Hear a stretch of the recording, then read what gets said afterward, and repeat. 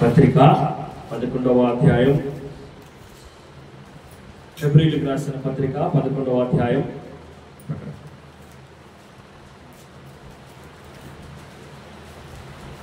33, 34 వచ్చిన భాగాలు చదువుతున్నాం. వారు విశ్వాసము ద్వారా రాజ్యములను జయించిరి, నీతి కార్యములను జరిగించిరి, వాగ్దానము పొందిరి, సింహముల నోళ్లను మూసిరి, అగ్ని ఫలమును చల్లార్చిరి, ఖడ్గధారలు తప్పించుకునిరి, బలహీనులుగా ఉండి బలపరచబడిరి, యుద్ధములో పరాక్రమశాలులైరి, అన్యుల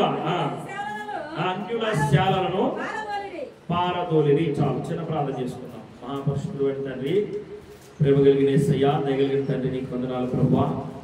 ఈ సమయంలో, ఈ శ్రేష్టమైన సమయంలో అల్పులమైన మమ్మల్ని మీరు జ్ఞాపకం చేసుకుని మా మధ్యలో మీరు దిగి వచ్చి మమ్మల్ని బలపరచడానికి, మా విశ్వాసంలో ప్రభువా, ఈ విశ్వాసంలో మమ్మల్ని ప్రభువా అభివృద్ధి చెందడానికి, నడిపించడానికి, పురికొల్పడానికి, స్థిరులుగా ఉండటానికి ప్రభువా మీరు మా మధ్యకి దిగి వచ్చినందుకు వందనాలు. మీ మేలైన స్వరముతో మీరు మాతో మాట్లాడుచుండగా వినగలిగిన చెవిని, గ్రహించగలిగిన మనసును, అంగీకరించే మంచి స్వభావం మా ఆయనకి దయచేయండి. ఈ శ్రేష్టమైన సమయంలో ప్రభువా మమ్మల్ని మేము నీకు సమర్పించుకొని నీ వాక్యము చేత బలపరచబడే వారిగా మమ్మల్ని సహాయం చేసి బలపరచమని ఈ ముందుంచబడే సమయం అంతా కూడా ప్రభావ మీ చేతులుగా చెప్పుకొచ్చు. ఆయన నిష్ప్రయోజకుడైన నన్ను నీ సెలవు చాటును మరుగుపరుచుకొని నీ నోటి పూరగా నన్ను నిలబెట్టుకున్నామని, నా నోట నీ మాట ఉంచి అది మా అందరి జీవితాలకు ఆశీర్వాదకరంగా ఎందుకు సహాయం దయచేయమని ఈ సమయాన్ని మీ చేతులుగా చెప్పుకొచ్చున్నాము తండ్రి. ఆమేన్. హల్లెలూయా, హల్లెలూయా. దేవునికి స్తోత్రం కలుగును గాక. హల్లెలూయా. మరి మనం చదువుకున్న హెబ్రీయులకు రాసిన పత్రికలో ఒక శ్రేష్టమైన అధ్యాయం, ఇది శ్రేష్టమైన అధ్యాయం, అద్భుతమైన అధ్యాయం. ఇందులో మరి దేవునికి ఇష్టలుగా బ్రతికిన వారి పేర్లు, దేవుని మహింపరిచిన వారి పేర్లు, విశ్వాస వీరుల జాబితా. చెప్పాలా ఏంటది? విశ్వాస వీరుల జాబితా. ఇందులో విశ్వాస వీరులు ఎక్కడి నుంచి ఉన్నారంటే ఏబేలు కాడ నుంచి ఉన్నారు. ఎక్కడి నుంచి? ఏబేలు కాడ నుంచి. మొదటి హతసాక్షి అయిన ఏబేలు కాడ నుంచి, నిర్దోష రక్తము ప్రభు కొరకు యథార్థంగా చిందించబడిన అక్కడి నుంచి మరి నేటి వరకు ఆదిమ సంఘములో రాయబడిన హతసాక్షులైన వారి వరకు కూడా రాయబడిన పుస్తకం ఇది. నేటికి మనకు ఎంతో అవసరమైనది, నిత్యము కూడా మనం జ్ఞాపకం చేసుకోవలసిన అధ్యాయం ఇది. ఇందులో మరి గ్రంథకర్త రెండు విధాలుగా మనకు జ్ఞాపకం చేస్తున్నాడు. మొదటిది ఏంటంటే విశ్వాసం అన్నది నిరీక్షింపబడే వాటి యొక్క నిజ స్వరూపం అన్నాడు. విశ్వాసం అనేది మరి అదృశ్యమైన వాటి విషయంలో కూడా మరి విశ్వసించే విధానాన్ని ఇందులో మనకు జ్ఞాపకం చేస్తూ, అదృశ్యమైన వాటి కొరకు మన పితరులు ఎంతో మంది విశ్వాసం నుంచి అనుభవపూర్వకంగా వారు పొందుకున్నారని, వాగ్దానాన్ని అనుభవపూర్వకంగా పొందుకున్నారని కొంతమందిని గురించి జ్ఞాపకం చేశారు. నాకు మరి ఇందులో రాయబడిన, ఈ అధ్యాయంలో రాయబడిన మన పితరుల పేర్లన్నీ కూడా జ్ఞాపకం చేస్తూ, ప్రతి ఒక్కరిని గురించి రాయబడుతూ వారిని జ్ఞాపకం చేసే మొట్టమొదటి లైన్లో ఏమని ఉంటుందంటే విశ్వాసమును బట్టి అని ఉంటుంది. వారు పొందుకున్నారు, వారు స్వాధీనపరుచుకున్నారు. చెప్పండి, వారు పొందుకున్నారు, వారు స్వాధీనపరుచుకున్నారు. కొంతమందిని గమనించండి, కొంతమంది పేర్లు జ్ఞాపకం చేసుకుని అక్కడ హేబేలు దగ్గరికి రండి. హేబేలు గురించి చదవండి ఒకసారి. 4వ వచనం.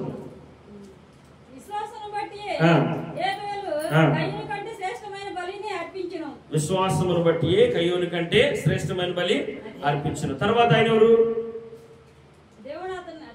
7వ వచనం చదవండి. విశ్వాసమును బట్టి హానోకు మరణము చూడకున్నట్లు. అలాగే తర్వాత 8వ వచనంలో అబ్రహామును గురించి విశ్వాసమును బట్టి వాగ్దాన ఫలాన్ని పొందుకున్నాడని, తర్వాత ఇస్సాకును గురించి, తర్వాత అలాగా మన భక్తులందరి గురించి రాయబడిన గ్రంథము ఇది. అయితే ఇందులో ప్రధానంగా చెప్పబడుతున్న ప్రథమ మాట ఏంటంటే విశ్వాసమును బట్టి పొందుకున్నారు. విశ్వాసమును బట్టి పొందుకున్నారు, ఓకే, మంచిదే. మనము విశ్వాసమును బట్టి పొందుకున్నారు అనేది మాత్రమే చూస్తున్నాం. కానీ వాళ్ళు విశ్వసించడానికి ఎన్ని శ్రమలు పడ్డారు, ఎన్ని కష్టాలు అనుభవించారు. విశ్వాసం అంటే మరి ఎంతో భయంకరమైన శ్రమను అనుభవించేది. వారి విశ్వాసం వెనుక దాగి ఉన్న శ్రమ జనం గుర్తిస్తులా.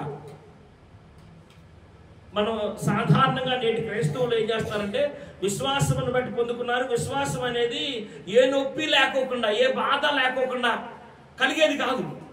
కలిగిదా? ఏ బాధ లేకోకుండా విశ్వాసం వచ్చిందా? ఎన్ని సంవత్సరాలు అబ్రహాము విశ్వాసాన్ని దేవుడు పరీక్షించాడు? ఎన్ని సంవత్సరాలు నోవాహు విశ్వాసాన్ని మనకి జ్ఞాపకం చేస్తున్నాడు? ఎంత నష్టపోయాడు నోవాహు? నష్టపోలేదా? ఎంతో ఆస్తి నష్టపోయాడు, ఎంతో అవమానాన్ని భరాయించాడు, నిందలను అనుభవించాడు. వారి విశ్వాసం వెనకాల ఒక గొప్ప శ్రమ దాగి ఉంది. విశ్వాసం అంటే ఒక గొప్ప శ్రమ దాగి ఉంది. మరి మన పితరులు వారి విశ్వాసం వెనకాల ఎంతో శ్రమ, నీ ఊహించలేనంత శ్రమ దాగి ఉంది, నీ ఊహించలేనంత హింస దాగి ఉంది. హింస. ఏబేలు మొదటి హతసాక్షి, దేవుని కొరకు పరిశుద్ధ రక్తాన్ని చిందించినోడు, దేవునికి ఇష్టమైన బలిని అర్పించినోడు. అలాంటి వానికి కలిగిన దేవుడే సాక్ష్యం ఇస్తున్నాడు, ఏబేలు నాకు ఇష్టమైన బలి అర్పించాడు అని. ఏబేలు దేవునికి ఇష్టమైన బలి అర్పించాడని దేవుని చేత పిలువబట్టడానికి ఏబేలు ఏం కోల్పోయాడు? తన ప్రాణాన్ని కోల్పోయాడు.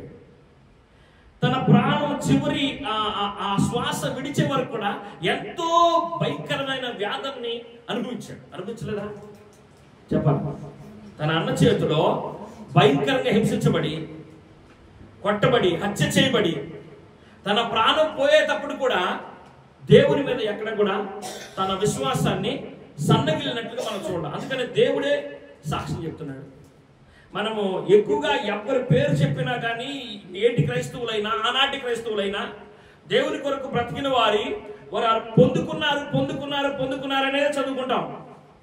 పొందుకున్నారనేదే జ్ఞాపకం వస్తుంది మనకి. పొందుకోవటానికి వారు పడిన ప్రయాసను మాత్రం దృష్టిలోకి తీసుకోండి. అబ్రహాము ఎంత అవమానాన్ని పొందుకున్నాడు. ఉన్నవారందరినీ కోల్పోయాడా? చెప్పాల. అన్నదమ్ములను కోల్పోయాడు, సమస్తాన్ని కోల్పోయి తండ్రి ఇంటిని విడిచిపెట్టి దేవుడు చూపించిన దేశానికి బయలుదేరమంటే బయలుదేరి వచ్చేసాడు. అయినా దేవుడు తనను విడిచిపెట్టలా. దేవుణ్ణి కూడా తను విడిచిపెట్టలా. ఎన్నో సమస్యలు, ఎన్నో శోధనలు, ఎన్నో ఇరుకులు, ఎన్నో ఇబ్బందులు. పలుమార్లు తన భార్యని అపహరించారా?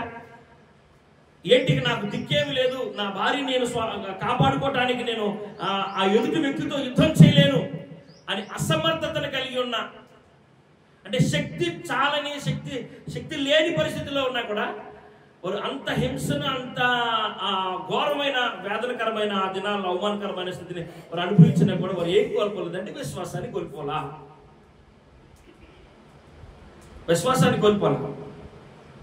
ఇట్లా చాలా మంది ఇందులో ఉన్న భక్తుల పేర్లు మీరు చదవండి, ఇంటికి పోయిన ఈ అధ్యాయం అంతా కూడా విశ్వాస వీరుల జాబితా. ఈ జాబితాలో రాయబడిన మాట ఏంటంటే విశ్వాసాన్ని బట్టి ఫలానా పొందుకున్నారు, విశ్వాసాన్ని బట్టి ఫలానా చేశారు, విశ్వాసాన్ని బట్టి ఫలానా. చదువుకున్న మూలవాక్యాన్ని మళ్ళా చదవండి. వారు ఏం చేశారు, వారి సూర్యకార్యాలు, వారి అద్భుత, వారు ఏమి దాటొచ్చారో చూద్దాం. మళ్ళా చదవండి. వారు విశ్వాసం ద్వారా రాజ్యములను జయించిరి. వినండి, బాగా వినండి అమ్మా, అందరూ గుర్తుపెట్టుకోవాల్సిన అంశం ఇది. వారు విశ్వాసాన్ని బట్టి రాజ్యాలను జయించారు, నీతి కార్యములను జరిగించిరి, వాగ్దానములు పొందిరి, సింహముల నోలను మూసిరి, అగ్ని బలమును చల్లార్చిరి. సింహాల నోలను మూయటానికి, అగ్ని బలమును చల్లార్చడానికి, ఒక అగ్ని బలాన్ని చల్లార్చడానికి, సింహముల నోళ్ళు మూయటానికి వారు విశ్వాసం అనేది ఏ విధంగా కనుపరిచారు. ఆ విశ్వాసం ద్వారా వారు ఎంత నొప్పిని, ఎంత బాధని అనుభవించారు.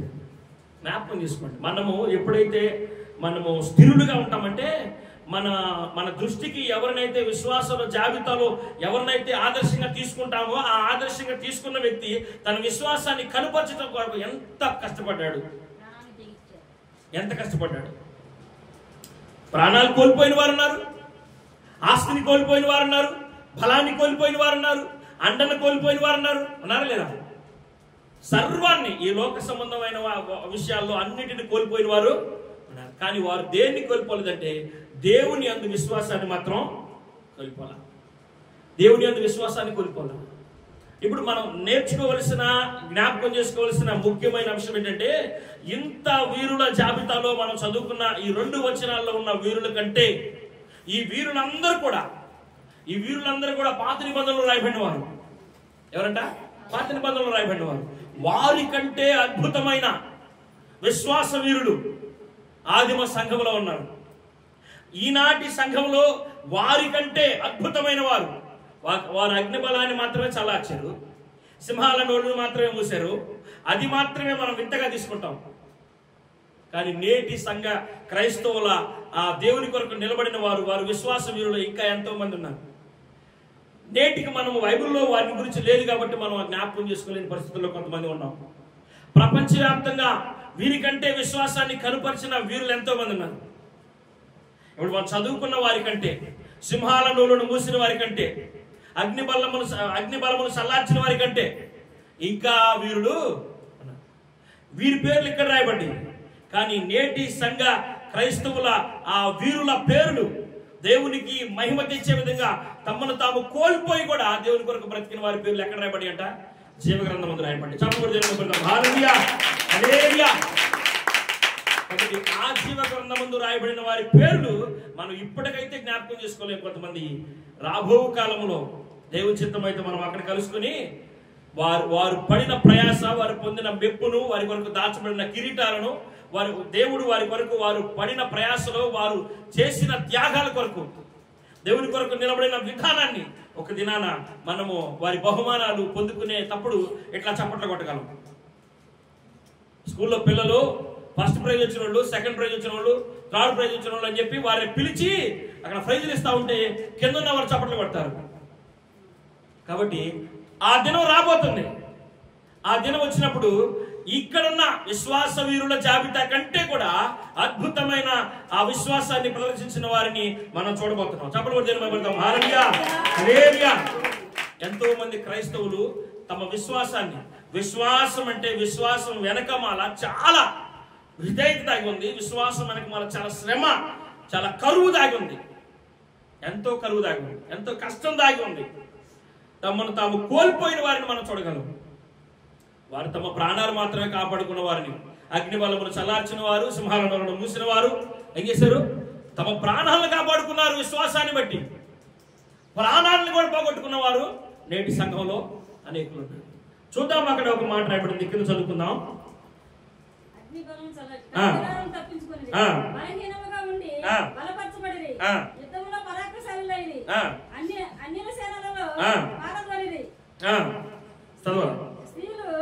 స్త్రీలు మృతులైన తమ వారిని పునరుత్థానం వలన ఏంటంట? మరలా పొందిరి. తెలుసా మీకు? నాయన చూడండి, స్త్రీలు పునరుత్థానం వలన మరలా మృతులైన వారి పెనిమిటిలను పొందిరి. నేటి సంఘ క్రైస్తవుల జీవితాల్లో అద్భుతం మరుగై ఉన్నది. ఒక మాట చెప్తాను. 10 మంది మంచి విశ్వాస వీరుల కుటుంబాలు ఉన్నాయి. ఆ కుటుంబాల్లో ఉన్న ఆ పెనిమిటిల్ని హతసాక్షులుగా చంపేశారు. వారు దేవుని కొరకు చంపబడ్డారు. వారి ప్రాణాలు కోల్పోయారు. వారిలో ఒక 8 మంది మోకరించి, నీ కొరకు నా భర్త ప్రాణాన్ని పెట్టాడు, కాబట్టి నువ్వు తిరిగి నా భర్తను బ్రతికించు అని ప్రార్థన చేస్తే బ్రతికించాడు. అలా 8 మంది తమ పెనిమిట్లు బతికించుకున్నారు. మౌనం ఉన్నారండి. నమ్మిన వాళ్ళంతా చప్పట్లు కొడతారు.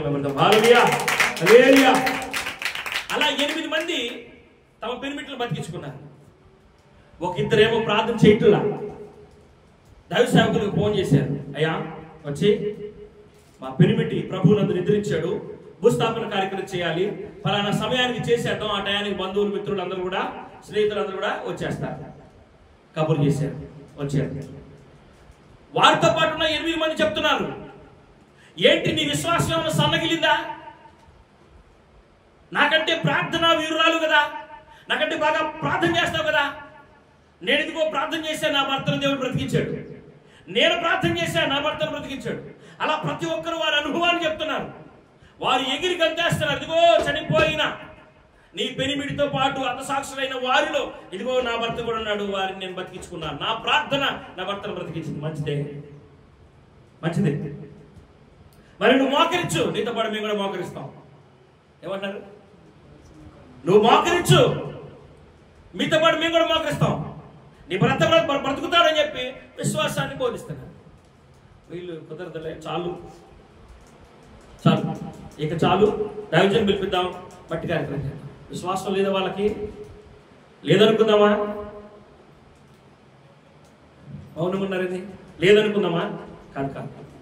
వచ్చారు దైవజనులు, అమ్మా నీతో పాటు ఉన్నవారు కదా, వారు ఇదిగో ప్రభు కొరకు తమ భర్తలను కూడా చంపేశారు. అయితే వారు మరలా తమ భర్తలను పునరుత్థానం మందు ఏం చేశారు? బ్రతికించుకున్నారు. నువ్వు కూడా ప్రార్థన చేయి, మీతో పాటు మేము కూడా ప్రార్థన చేస్తాం. సేవకులు కూడా చెప్తున్నారు, విశ్వాసులు చెప్పారు, సేవకులు కూడా చెప్తున్నారు. తను లేకపోతే నీ పిల్లలు ప్రోత్సహిస్తే ఏమవుద్ది? నువ్వు ఎలా బ్రతుకుతావు? ఈ లోకంలో భర్త ఉద్యోగం చేస్తూ మంచి స్థాయిలో ఉంటేనే, నీ భర్త నిన్ను పోషిస్తూ మీ కుటుంబానికి కావలసినవన్నీ మరి తాను కష్టపడి తీసుకొస్తేనే బ్రతకడం అంతంత మాత్రంగా ఉంది. ఆయన లేకపోకుండా నువ్వు బ్రతకలేవమ్మా. నా మాటిని మోకరిద్దాం, నా మాటిని బ్రతికేలాగా ప్రార్థన చేద్దాం, దేవుడు బ్రతికిస్తాడు. చనిపోయిన వారు లేపారు కదా అనేకుల్ని, నీ భర్తను కూడా బ్రతికిస్తాడు. అలా మోకరిద్దాం అంటే లేదు లేదు. ఏం కోరుకున్నారంటే మృతులను సజీవులుగా లేపగలిగిన ఆయన ఆ పునరుత్థానంలో మరలా పునరుత్థానం అనుగ్రహించాడని చెప్తున్నారు. తర్వాత ఈ 8 మంది మరలా మరణిస్తారు. మేము కోరుకునేది ఏంటంటే అతి శ్రేష్టమైన పునరుత్థానం. మా పెనిమిటికి కావలసింది అతి శ్రేష్టమైన పునరుత్థానం. మనం చదవండి, చూద్దాం, పూర్తి చేయండి ఆ మాటని.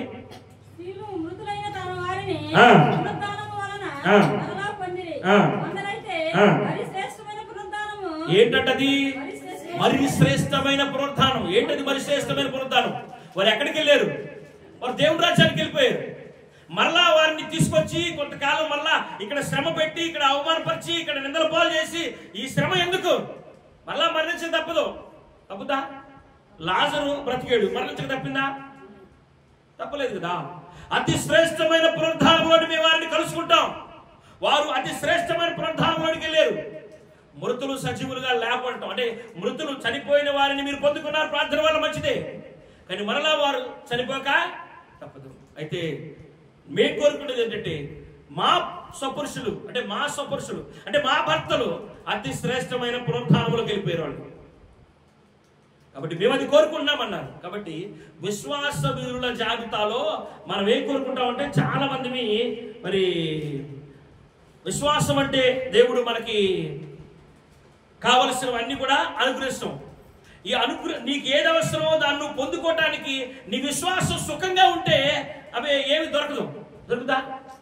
దొరకదు. ఒక మాట చూద్దాం, చూడండి. పేతురు రాసిన మొదటి పత్రిక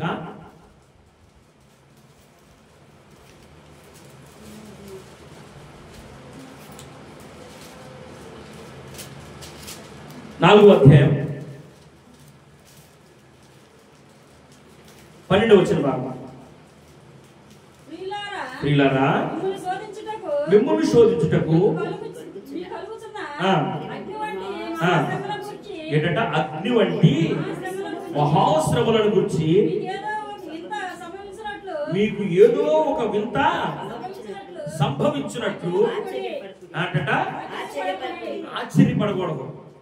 చూడండి, సహజంగా మనకి విశ్వాసులకి చిన్న చిన్న శోధనలు, చిన్న చిన్న ఇరుకులు, చిన్న చిన్న ఇబ్బందులు ఏదో మన కుటుంబ పరంగా లేకపోతే మన మన జీవన విధానంలో అనేకమైన సమస్యల శోధనలు చిన్న చిన్న వచ్చి రాగాల్ని మనం ఆశ్చర్యపడతా ఉంటాం. నేను విశ్వాసురాలని, నేను విశ్వాసిని, నా మీద ఈ నిందలేంటి, అవమానాలేంటి, శ్రమలేంటి, వ్యాధులేంటి, బాధలేంటి.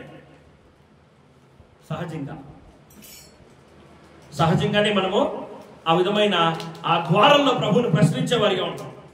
మన విశ్వాసాన్ని కోల్పోయేవారిగా ఉంటాం. మనం ఏమి చూస్తున్నామంటే వారు విశ్వాసమును బట్టి వారు పొందుకున్నారు. అగ్నిబల్లమును చల్లార్చిని, సింహాల నోరును మూసివేసిని, ఖడ్గదారులను తప్పించుకుని, ఇంకా యుద్ధములో శూరులై ఉండి, ఈ విధమైనవే చదువుకున్నాం.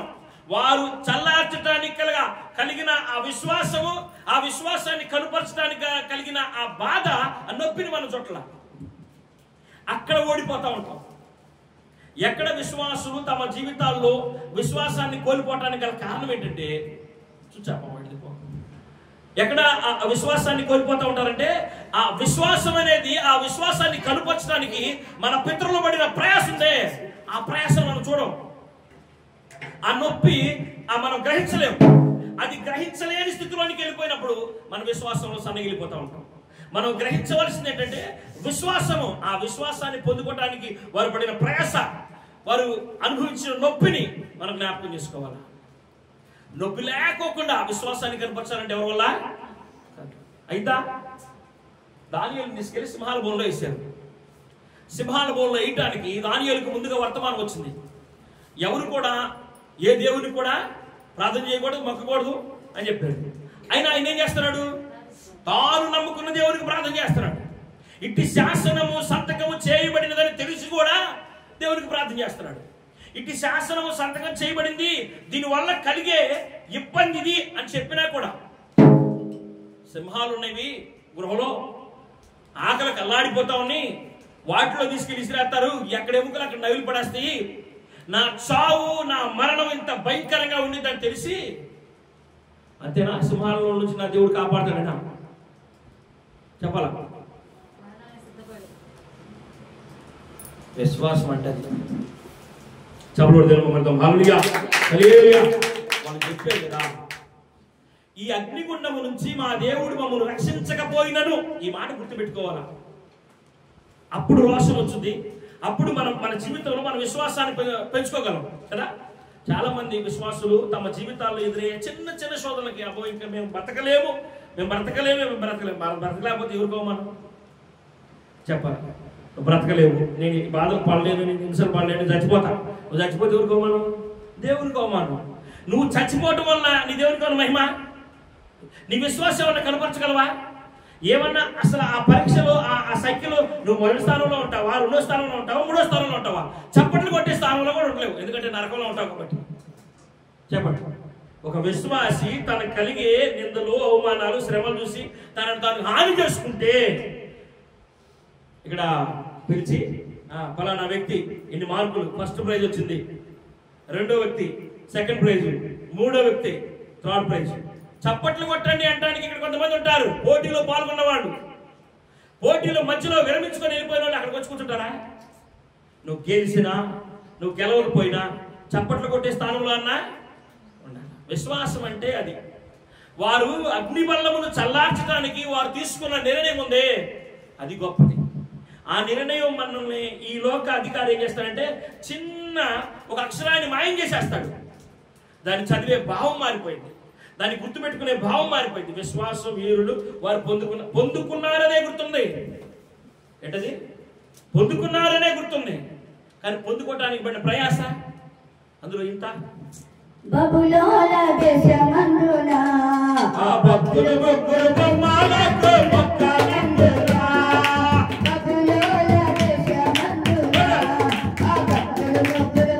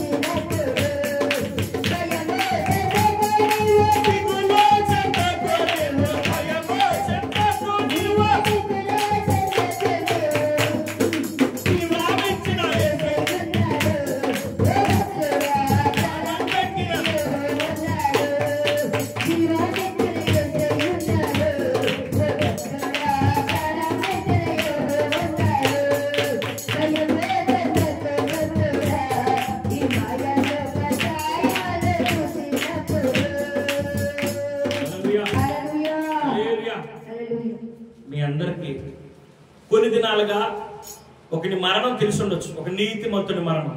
ఏం పేరు? పగడాల ప్రవీణయ్య గారు. ఆ దైవజనుడు తన జీవితంలో ఈనాటి సంఘాల్లో ఉన్న సేవకుల్లో మొదటి స్థానంలో ఉంటాడు. మొదటి స్థానంలో అతసాక్షిగా మొదటి స్థానంలో ఉంటాడు. అతను చంపబడ్డాడు అనే ఒక ప్రత్యేకమైన నినాదం మోగుతుంది. చంపబడితే అతడు గొప్ప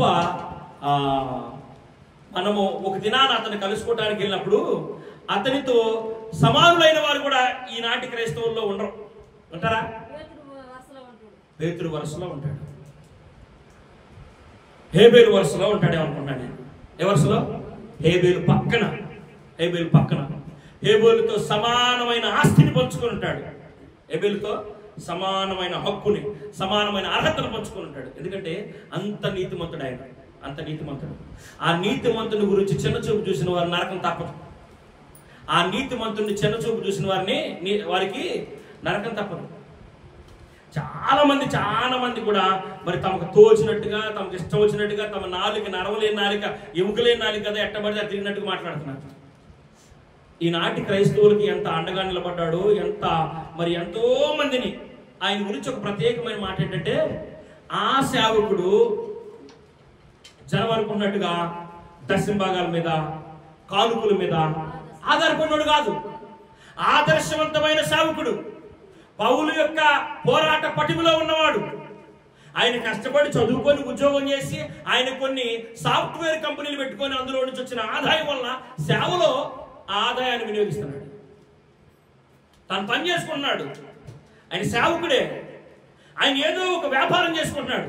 ఆయన ఏదో ఒక పెద్ద పని చేసుకుంటూ అందులో వచ్చిన ఆదాయాన్ని సేవ కొరకు వినియోగిస్తున్నాడు. నీ మీద నా మీద ఆధారపడిన సేవకులు లాంటి కాదు ఆయన. అర్థమవుతుందా? చాలా మంది అలా ఆధారపడ్డ వాళ్ళు ఉన్నారు. అయితే ఆయన అట్లా ఆధారపడ్డాం. ఈ జనం అనుకుంటున్నట్లుగా ఆయన మీద ఏ నిందో వేయటానికి ఆయన ఏమి చాతగానోడేం కాదు. ఆయన గొప్ప స్థాయి కలిగినోడు. ఆ యవనస్తుడు దేవుని కోసం ఎంతగా బ్రతికాడంటే, నేను చంపుతావురన్నా కానీ సత్యాన్ని సత్యంగా చెప్పేశాడంతే. నువ్వు నోరిప్పితే నీ కష్టం అన్నా కానీ సత్యాన్నే నేను బోధిస్తానన్నాడు. అలాంటి నీతిమంతుడు. ఆయన భార్య ఏం చెప్పిందంటే, నా భర్తను చంపిన వాళ్ళని నేను క్షమిస్తున్నాను అని చెప్పింది. చెప్పండి, నా భర్తను చంపిన వాళ్ళని నేను క్షమిస్తున్నాను అని చెప్పింది. ఎంత శ్రమను అనుభవించాడో, ఎంత బాధను అనుభవించాడో, తన ప్రాణం పోయేలోగా దేవుని కోసమే బ్రతికాడు ఈ అత్సాక్షి. అంత గొప్ప అత్సాక్షి. ఆమె నా భర్తను చంపిన వాళ్ళని బయటికి లాక్కు రావాలి, నిజం కలవాలి, నా భర్త ప్రాణానికి మనశ్శాంతి కలగాలి. ఆయన భర్త ఏమి ఆయన ఒక మాట చెప్పాడు. ఏమనంటే, ఒక పెద్ద సభలో పాస్టర్ గారు నన్ను 10 దాకా 11 దాకా వాక్యం చెప్పమన్నాడు. 10 దాకా 11 దాకా వాక్యం చెప్పను, ఎందుకంటే నాకు హెడ్ ఆఫీస్ నుంచి ఫోన్ వస్తుంది అన్నాడు. హెడ్ ఆఫీస్ నుంచి ఫోన్ వచ్చిందంటే ఏం వచ్చిందా, ఏం చెప్పారు అనుకున్నాను. హెడ్ ఆఫీసర్ ఎవరంటే నా భార్య. ఈ ప్రవీణ్ పగడాల ఇంత సేవ చేస్తున్నాడు అంటే నాకు వెనుక ఉన్న గొప్ప బలమైన ఆయుధం ఎవరంట? నా భార్య. ఆమె నాకు హెడ్. ఆమె చెప్పిందే నేను వింటా. ఎందుకంటే నాకంటే నేను నడవటానికి కారణం ఆమె, నేను బోధించడానికి కారణం ఆమె. అంత గొప్ప ఆమె మరుగుపరచబడింది, ఆయన కనుపరచబడ్డాడు. అయితే ఆయన చెప్పాడు అనేక సభల్లో, నేనైతే కనుపరచబడుతున్నాను కానీ మరుగుపరచబడిన వ్యక్తి ఒక ఆమె ఉంది, ఆమె నా భార్య. అంత విశ్వాసం కలిగిన ఆమెను గురించి ఆయన చెప్పిన సాక్ష్యం యథార్థం. అది ఆయన అనేక చోట్ల చెప్పిన సాక్ష్యం యథార్థం. అది ఆయన చనిపోయినాక ఆమె బయటకు వచ్చి చెప్పిన మాట ఏంటంటే, నా భర్తను చంపిన వాళ్ళు నేను క్షమిస్తాను. అవును, ఆమె ఆయన కంటే ముందు వరుసలో ఉంది. తప్పుడు కూడా జనబడతాం. హల్లెలూయా. అది విశ్వాసం అంటే అది. నాకు చిన్న నొప్పి కలిగింది, నాకు చిన్న బాధ వచ్చింది, నాకు శ్రమ వచ్చింది, నేను దేవుని విడిచిపెడతాను, నేను సంఘాన్ని విడిచిపెడతాను, నేను అని ఇట్లా నిర్ణయాలు తీసుకొని మరి అస్థిరులైన వారు ఎంతో మంది ఉన్నారు. చెప్పండి, అస్థిరులైన వాళ్ళు అనేది దేవుణ్ణి చిన్న శ్రమలు వస్తే విడిచిపెట్టిన వారిని స్థిరులు అంటారా, అస్థిరులు అంటారా? అస్థిరులు, అవిశ్వాసులు. ఇలాంటి వారు ఎంతో మంది ఉన్నారు. అలాంటి వారికి ఆదర్శవంతమైన వారు ఈ ప్రవీణ్ పగడాల వారి భార్యాభర్తలు. ఆయన అంత యథార్థవంతుడిని ఏ కారణం లేకుండా అన్యాయంగా చంపితే ఆమె ఇచ్చిన స్టేట్మెంట్ ఏంటంటే, నా భర్తను చంపిన వారిని క్షమిస్తున్నాను. ఏనాటికైనా వారు తెలుసుకోవాలి సత్యాన్ని. మరలా ఇదే భారతదేశంలో ఒక క్రైస్తవ కుటుంబానికి వారి పిల్లల్ని భర్తని సజీవంగా తగలబెట్టేస్తే ఏం చేశారు? సజీవంగా తగలబెట్టేస్తే వారికి ఉరిశిక్ష చేశారు. అలాంటి వారు ఉరిశిక్ష తీసే ఆ సమయానికి ఆమె ఏం చెప్పిందంటే వారిని క్షమిస్తున్నాను అని చెప్పి వారి ఉరిశిక్ష ఖరారైపోయింది. మీకు అర్థమవుతుందా? అంటే వారు ఎంత బాధని ఎంత నొప్పిని అనుభవించారనే తీసేయి మనకు కనపడుతుంది. వారు క్షమించారు. అవును, క్షమించడానికి ఆ మనసు మనకుందా? ఆ ఓర్పు మన దగ్గర ఉందా? ఆ సహనం మన దగ్గర ఉందా? ఉందా లేదా? యేసు ప్రభు వారు ఇప్పుడు మనం బాగా జ్ఞాపకం చేసుకోవాల్సిన ఆ సందర్భం ఏంటంటే క్రైస్తవులందరూ కూడా ఎక్కువగా ఈ దినాలను పాటిస్తూ ఉంటారు. ఇవే దినాలంట శ్రమల దినాలు. ఈ శ్రమల దినాల్లో మన వాళ్ళంతా ఏం జ్ఞాపకం చేసుకుంటారంటే యేసు ప్రభు వారు ఇలా, యేసు ప్రభు వారు అలా, యేసు ప్రభు వారు ఇలా, శిలువ మీద శిలువ మీద శిలువ మీద శిలువ మీద శిలువ మీద. ఆయన శిలువ మీద నువ్వు బయట ఏంది? ఆయన శిలువ మీద ఎలా పడుతున్నాడు కదా, నువ్వు నుంచోని ఏం చేస్తున్నా కదా? నువ్వు సౌకర్యంగా ఉన్నావు కదా, నువ్వు దేవుని కొరకు ఏం చేస్తున్నా? ఆయన తండ్రి చిత్తాన్ని నెరవేర్చడం కొరకు ఆయన ఏం చెప్పాడంటే, అయ్యా ఇదిగో వీళ్ళు తెలియక చెప్పాలి, వీళ్ళు తెలియక నన్ను కొట్టారు, వీళ్ళు తెలియక నన్ను సిలువకు అప్పచెప్పారు. యూదులేనా అప్పచెప్పింది? అనిలా చెప్పాలి. యూదులేనా వచ్చింది ఎవరి కోసం? యూదులే నా కుమారులు అన్నాడు. నేను ప్రత్యేకపరిచిన జనం అన్నాడు. అలాంటి వారు ఆయన ఏం చేశారు?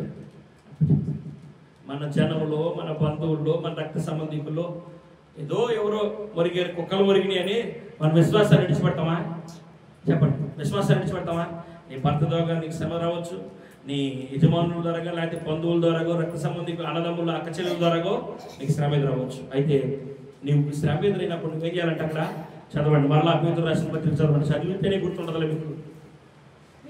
పన్నెండా ప్రియులారా, సహోదరులారా, మిమ్మల్ని శోధించడానికి మీకు కలుగుచున్న అగ్ని వంటి మహాశ్రమలను గురించి మీకు ఏదో ఒక వింత సంభవిస్తుందని ఆశ్చర్యపడవకండి. కుటుంబంలో నుంచో, నీ అన్నదమ్ముల్లో నుంచో, అక్క చెల్లెల్లో నుంచో ఏదో నీకు ఒక శ్రమ వచ్చింది, అవమానం వచ్చింది, లేకపోతే నీ మీద ఒక పెనుగుప్పు వచ్చేసింది, ఇంకా ఒక గొప్ప వింత జరుగుతుంది. ఎక్కడా జరగని వింత నా దగ్గరే జరుగుతుంది. అర్థమవుతుంది మీకు? ఎక్కడ లేదయ్యా ఈ వింత.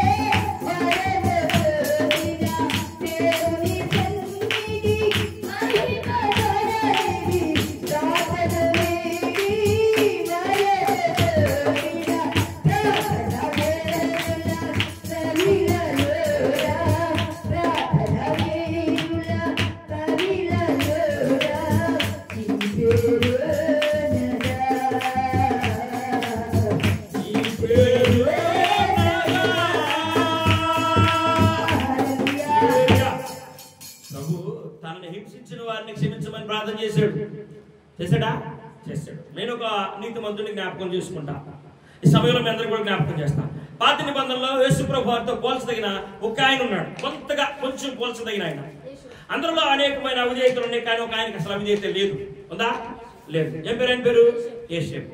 యేసేపుని గురించి మనం ప్రార్థన చేస్తాం, అనేక సార్లు వింటాం, చాలా అసలు యేసేపు అనగానే యేసేపు జీవన విధానం అంతా కూడా యేసేపు దేవుని కొరకు ఎలా బ్రతికాడు, ఎలా జరిగాడు, ఎలా అన్ని నీ మనసులోకి వచ్చేసిన అయ్యా నాకు తెలుసులే ఆపేసయ్యా. తెలుసుగా నీకు? తెలుసా తెలీదా? మీ అందరూ తెలుసు. నీకు తెలుసా? తెలుసు. యేసేపు విశ్వాస వీరుడు, ఆయన గురించి ఇక్కడ రాయబడిందా? అవును, మంచిది.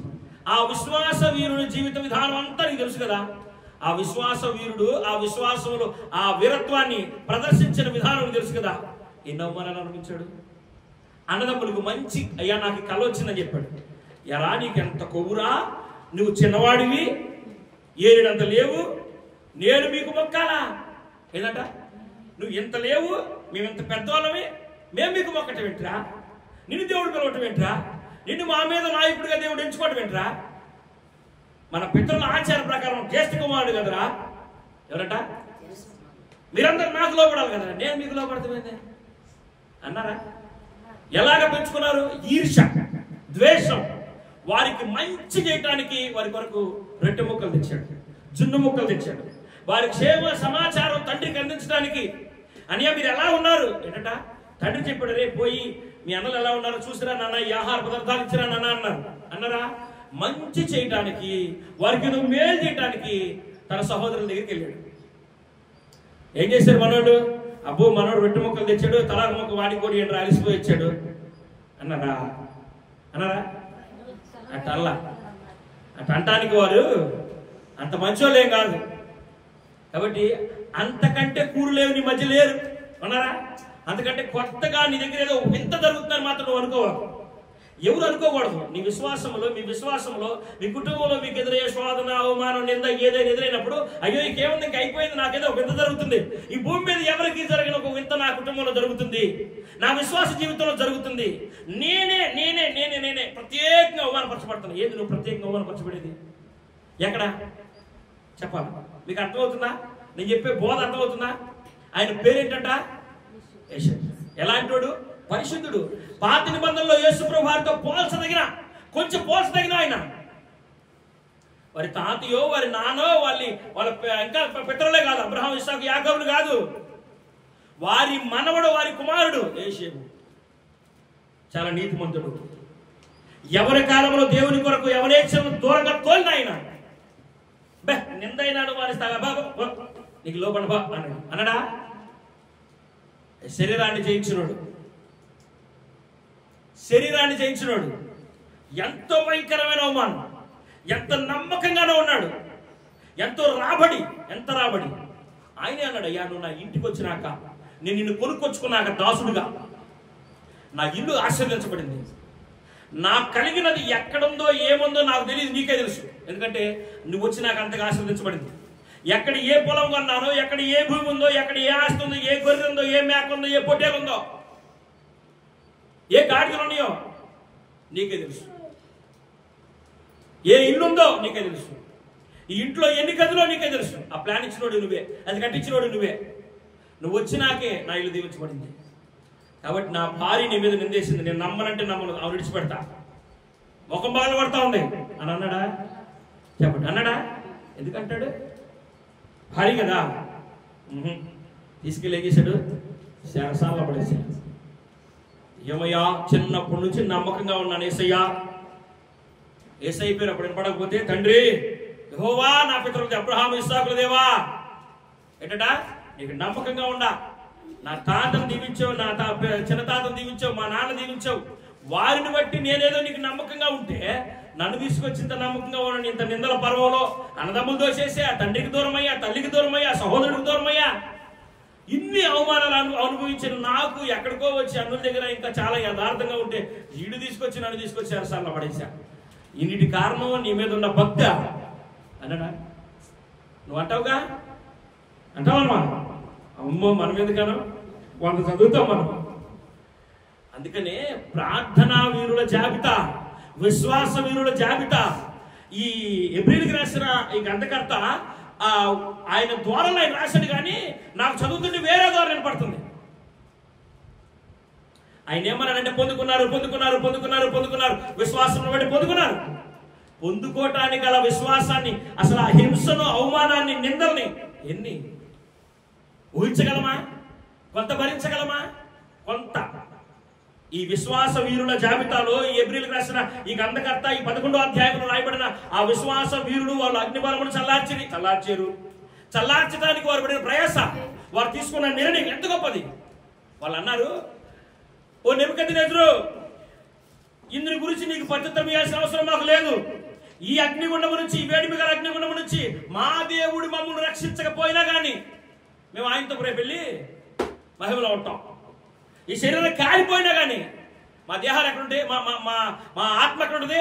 మా దేవుని దగ్గర ఉంటుంది. మా పితరుల దగ్గర ఉంటాం మేము. అంతేగాని అసలు దీని గురించి మీకు సమాధానం కూడా చెప్పం. అది కదా వీరత్వం అంటే, అది కదా విశ్వాసం అంటే.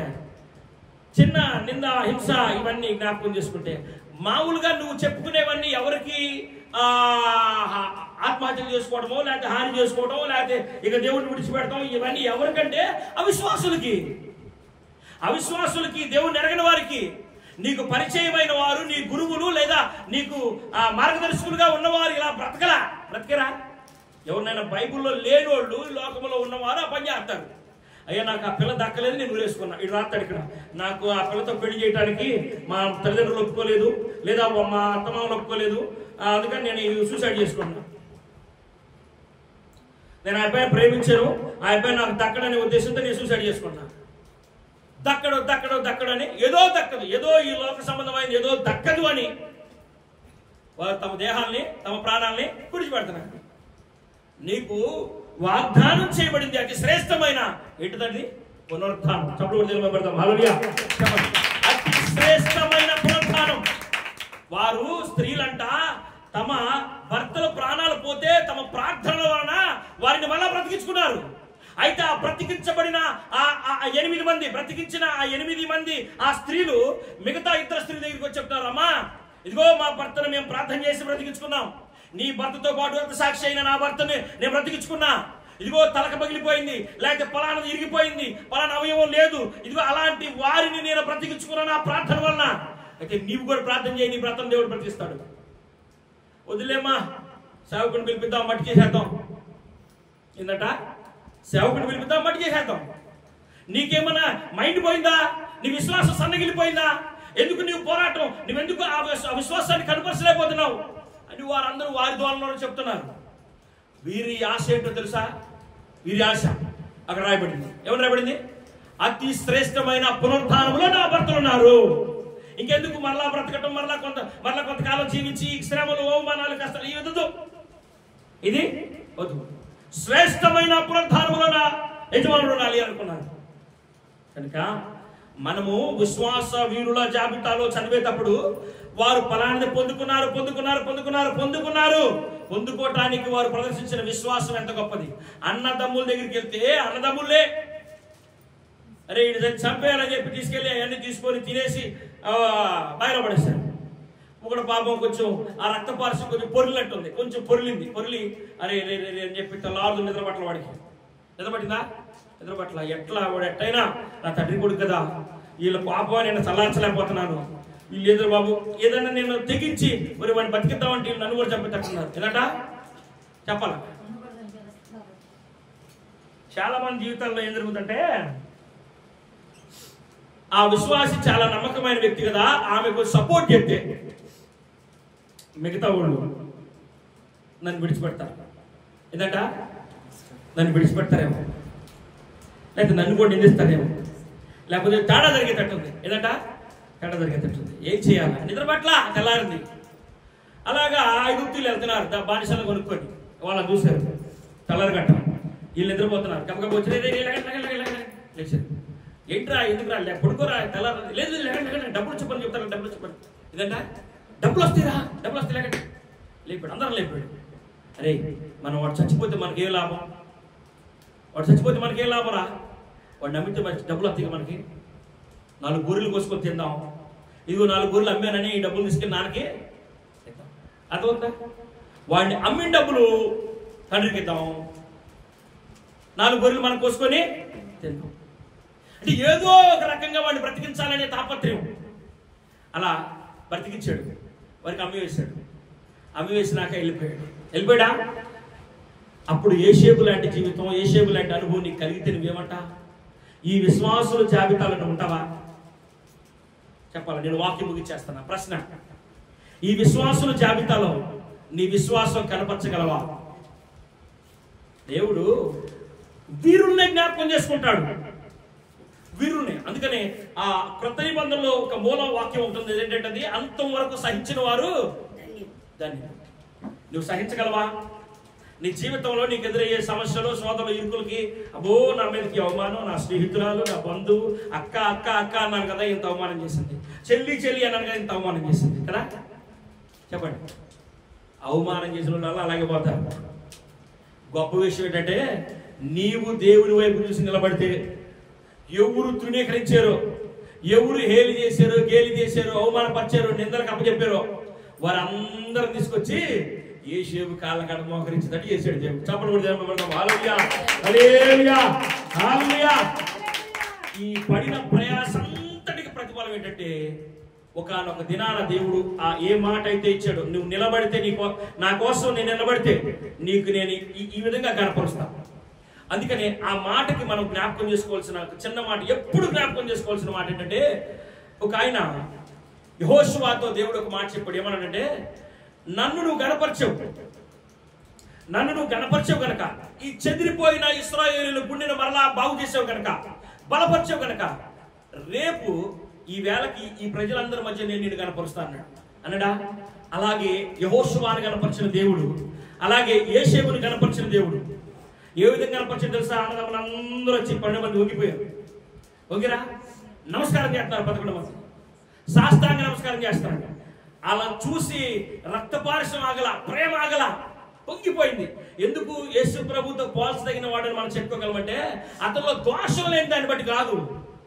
అతని శత్రువులు ఎంతైతే అవమానం చేశారో, గాయపరిచారో, అతని అన్నదమ్ములే తనని ఏ విధంగా ప్రాణం తీయటానికి, ఏ విధంగా తండ్రి ప్రేమకు దూరం చేశారో, అంత హాని చేసిన వాళ్ళు ఎదురైతే కొరడా చుల్పే అధికారం చేతిలో ఉన్న, ఖడ్గం దూసే అధికారం చేతిలో ఉన్న, అవకాశం చేతిలో ఉన్న, చక్కగా నవ్వి వారిని చూసి సంతోషించి, ఆ సంతోషంతో వచ్చే దాన్ని ఏమంటారు? ఆనంద బాష్పాలు అంటారు కదా.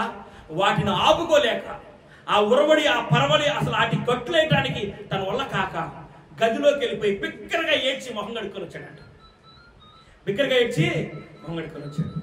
వారిని ఒక సమయంలో దగ్గరికి పిలుచుకొని, నేను మీ సహోదరుడు, మీరు అమ్మివేసిన సహోదరుడు యోసేపు, నేను వారి బెడ మీద పడి ఏడ్చి బుద్ధి పెట్టుకొని వారిని కౌగిలించు. ఆ ప్రేమ అది కదా, ఆ వీరత్వం వెనకన్నా దాగి ఉన్న ఆ మర్మం అది. అంతేగాని తీసేసేయి, ఇది క్రీస్తు ప్రేమ కాదు. కనుక మనము ఎవరమంట? విశ్వాస వీరుల జాబితాలో మనము కూడా ఉండాలి అన్నవారు చెప్పడం జన్మబడతాం. హల్లెలూయా. నేను వాక్యాన్ని గురించి చేస్తాను. నీ కుటుంబంలో నీకు ఎదురవుతున్న కరువు, నీకు ఎదురవుతున్న సమస్య, శోధన, ఇరుకు, ఇబ్బంది, లేకపోతే నీ ఎదుట ఏదన్నా కొంతమంది సేవకులు ఏదన్నా గాయపరచబడో, అవమానపరచబడో, నిందలపరచబడో, కరువులో ఉండో, ఇంకా ఇంకా ఇంకా చెప్పాలంటే వారు ఏదైనా భయంకరమైన వ్యాధిలో ఉంటేనో వారిని చూసి నీ విశ్వాసం సన్నగించాల్సిన అవసరం లేదు. వారు పరీక్షలో ఉన్నారు, వారి విశ్వాసాన్ని వారు కనపరుచుకున్నారు, వారే సనగలేరా? మీ అందరికీ చెప్తా, ఈ భూమి మీద గురుడు చేసిన దానికంటే శిష్యుడు ఇంకా అధికమైన అద్భుతాలు చేయాలన్నాడు. ఎవరైనా? ఎలీషా ఏలియా చేసిన అద్భుతాల కంటే ఎలీషా ఎక్కువ చేయాలనుకున్నాడు. అయితే ఇందులో ఒక మర్మం దాగుంది. ఏంటంటే 13 అద్భుతాలు చేశాడు బ్రతికుండగా. చేశాడా? చేశాడు. చనిపోయాడు, తవ్వారు, పాతిపెట్టారు. ఈ చనిపోయాడు, తవ్వారు, పాతిపెట్టారు. ఎలా చనిపోయాడు? వాక్యం చెప్తుంది, భయంకరమైన వ్యాధి కలిగి చనిపోయాడు. అదేంద్రా బాబు, ఆయన ఎంతో అద్భుతాలు చేసిన ఆయన, ఎంతో ఆశ్చర్యకార్యాలు చేసిన ఆయన, ఈనాటికి కూడా ఎలీషా బుగ్గ అని పేరు పెట్టబడిన ఒక ప్రాంతాన్ని సస్యశ్యామలంగా మార్చగలిగిన ప్రార్థనాత్మ కలిగినోడు, అంత బలం కలిగినోడు, విషాన్ని విరుగుడు చేయగలిగిన ప్రార్థన కలిగినోడు, అంతటి ప్రార్థనాత్మ కలిగినోడు తన చివరి దినాల్లో మరి ఒక రోగంతో, ఒక బలహీనతతో, బాధను అనుభవిస్తూ, వేదన అనుభవిస్తూ చనిపోయాడు. అంటే ఆ బాధపరచబడతాం, ఆ వ్యాధితో చనిపోవటం అనేది అలా చనిపోకూడదా? అలా చనిపోతే విశ్వాసులు కాదా? ఇలా అంటారనే 14 అద్భుతం చేయకోకుండా చనిపోయాడు ఆయన. దేవుడు అవకాశం ఇవ్వకుండా చంపేశాడు అతన్ని. అతను చనిపోయినాక అతని మరణం వెనుక ఆ దాగి ఉన్న ఆ జనం దృష్టిలో ఒక నింద ఏదైతే ఉందో, అమ్మో ఇతను నీతిమంతుడు కాదులే, ఇతను పాపాన్ని బట్టి ఇంతమందిని బాగు చేసినోడు చివరి అతని దగ్గర విశ్వాసం లేక ఇతను చచ్చిపోయాడు అని అనుకుంటారని తన మరణం తర్వాత ఒక అద్భుతాన్ని దాచాడు దేవుడు. ఒక సైనికుడిని యుద్ధంలో అదే చోట అదే సమాధి తవ్వి సైనికుడిని వేశారంట. ఆ సైనికుడు వెళ్ళి ఆ ఎలీషా యొక్క మృతదేహానికి అనగా ఆ ఎముకలకు తగలగానే వీడు దిక్కులు లేచి ఉంచున్నాడు. వాడికి కావలసిన చోట అల్లా పొడిచి పడేశారు, మొక్కలు ముక్కలైపోయింది శరీరం. సాపలో చుట్టి గుడ్డలో చుట్టి తీసేం చేశారు, ఎలీషా ఆ సమాధిలో వేశారు. ఎప్పుడైతే ఆ శవం వెళ్ళిపోయి ఎలీషా ఆ ఎముకలు తగిలిందో, ఆ ఎముకలు తగలగానే అతను దిక్కులు లేచి. ఇప్పుడు చెప్పండి, ఇప్పుడు ఎవరైనా అనగలరా ఎలీషా అంత బాధపడి శ్రమ నుండి అవమానపరచబడి లేకపోతే ఎంతో ఆ గాయం చేత బలహీన చేత చనిపోయాడు కదా, ఈ దైవజనుడు ఎందుకు చనిపోయాడు అని అనుకునే నోరులల్లా మొదపడేయాలేదా? ఎలీషాని కనపరుస్తాడు దేవుడు. అలాగే మనము ఎన్నో శ్రమలో నిందలో అవమానాలు కష్టాలు పడ్డా కానీ మనం దేవుణ్ణి విడిచిపెట్టేవారిగా ఉంటాం. ఏదో ఈ అల్పకాల పాపభోగంలో చిన్న చిన్న శ్రమలు. ఒక మాట చదివి నేను వాక్యాన్ని ముగిస్తాను. అయిపోయింది సమయం, క్షమించండి, చాలా సమయం అయిపోయింది. నేను మీకు వదులుతానంటే ఆయన వదలకపోయాను. ఒక్క మాట, అదే పేతురు రాసిన పత్రిక అదే అధ్యాయంలో క్రైస్తవులుగా అన్న దాని గురించి ఒక మాట రాయబడి చూద్దాం. చూస్తారా? 16వ వచనం, ఎవడైనను క్రైస్తవుడైనందుకు బాధ అనుభవించిన ఎడల అతడు చెప్పండి పెద్దగా చెప్పండి. ఎవడైనను క్రైస్తవుడు అని అనిపించుకున్నందుకు బాధ అనుభవించిన ఎడల అతడు సిగ్గుపడక, ఎవడైనను ప్రభువునందు విశ్వాసం ఉంచి రక్షించబడి బాప్తిస్మం తీసుకున్నందుకు గాను, మారు మనసు పొందినందుకు గాను మీరు ఏదైనా అవమానపరచబడితే మీరు సిగ్గుపడక, మీరు బాధపరచబడితే మీరు సిగ్గుపడక, మీరు నిందలాగా దాన్ని ఫీల్ అవ్వక. ఇంకా చదరా, ఆ పేరును బట్టి మీరేం చేయాలంట? దేవుణ్ణి, నీవు విశ్వాసివి అయినందుకు, నీవు దేవుణ్ణి నమ్ముకున్నందుకు, నువ్వు యేసు ప్రభు రక్తంలో కడగబడి మారు మనసు పొంది దేవుని చేత ముద్రించబడినందుకు, ఆయన జీవ గ్రంథమందు నీ పేరు రాసుకున్నందుకు గాను, నువ్వు ఆయన్ని నీ హృదయంలో చేర్చుకున్నందుకు గాను, ఎవడైనా నిన్ను అవమానపరిచినా, ఎవడైనా నిన్ను హేలు చేసినా, గేలు చేసినా, నీకు ఏదైనా కరువు ఎదురైనా, కష్టం ఎదురైనా, శ్రమ ఎదురైనా, నిన్ను అందును బట్టి నువ్వు సిగ్గుపడాల్సిన అవసరం లేదు. కాబట్టి ఏ వీరుల జాబితాలో నీ పేరుండాలని నువ్వు పోరాట పటిమలో ఆ ముందు కొనసాగుతున్నావో, ఆ గురిని, నీ ముందుంచబడిన వారి విశ్వాస వీరుల ఆ గురిని జ్ఞాపకం చేసుకో. వారు పడిన ప్రయాసాన్ని జ్ఞాపకం, వారు పోయిన ఆ మార్గం ఏదైతే ఉందో, ఆ శ్రమల మార్గంలో వారు విజయాన్ని చూశారు. నీవు కూడా ఆ విధంగా దేవునికి మహిమకరమైన వ్యక్తిగా, కడ వరకు అంతం వరకు నీ విశ్వాసాన్ని కాపాడుకున్న వ్యక్తిగా, అనేకుడికి నీ ఇంటి వారికి నీవు మార్గదర్శిగా ఉన్న వ్యక్తిగా నీవు ఉండాలని ప్రభుని ఏర్పాటు చేసుకున్నాడు. అందు నిమిత్తమే ఈ మధ్యాహ్న సమయంలో ఈ సువర్తమానం నీకు వినిపిస్తున్నాడు. కనుకనే యేసు ప్రభు వారు మరణించాడు కదా, చెప్పండి, మరణించాడు కదా. ఆయన అనేకులు రోగులు బలహీనలు బాగు చేశారు, ఆయన కుష్ఠ రోగులు బాగు చేశారు, ఆయన కళ్ళు లేనాడు కళ్ళు ఇచ్చాడు, కాళ్ళు లేనాడు కాళ్ళు ఇచ్చాడు, చెడు వాడిని బాగు చేశాడు, రక్తస్రావం కలిగిన వాడు బాగు చేశాడు, పక్షవాయువు కలిగిన వాడు బాగు చేశాడు, చనిపోయిన వాడిని లేపాడు.